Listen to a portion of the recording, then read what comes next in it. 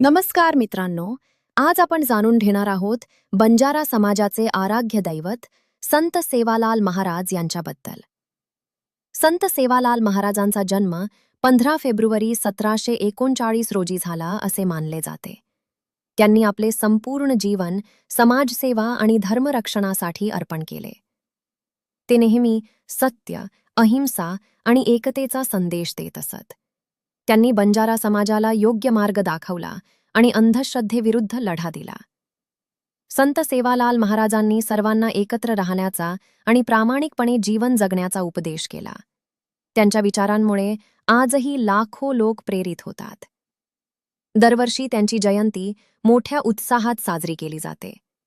लोक त्यांच्या पवित्र स्थलांना भेट देऊन आशीर्वाद घेतात. मित्रांनो, आपणही त्यांच्या शिकवणीचा आदर करूया आणि आपल्या जीवनात त्यांचा आदर्श पाळूया. व्हिडिओ आवडला असेल तर लाईक करा, शेअर करा आणि चॅनलला सबस्क्राईब करा. जय सेवालाल.